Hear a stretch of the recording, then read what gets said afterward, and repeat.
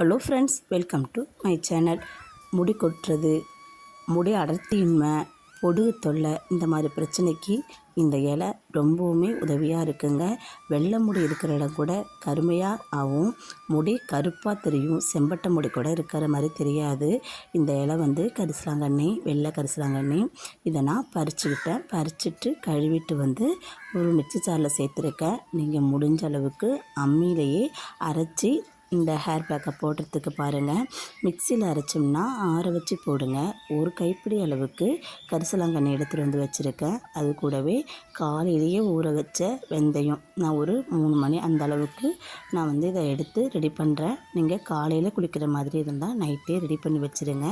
வெந்தயத்தை கழுவிட்டு ஊற வச்சுக்கோங்க. இந்த வெந்தயத்தை இந்த மிக்ஸி ஜாரில் இப்போ நான் சேர்த்துட்டு இது கூட முக்கியமாக கிராம்பு சேர்த்துக்கிறேன். கிராம்பு ஏன் சேர்க்குறேன்னாக்கா சூட்டை குறைக்கக்கூடியது. அது மட்டும் இல்லாமல் முடிக்காலில் இருக்கிற இரத்த ஓட்டத்தை சீராக வச்சு நமக்கு நல்ல முடி வளர்ச்சியை தூண்டக்கூடியது இந்த கிராம்பு. இப்போ இதை அரைச்சிட்டு வந்துட்டு அப்படியே தடவக்கூடாது.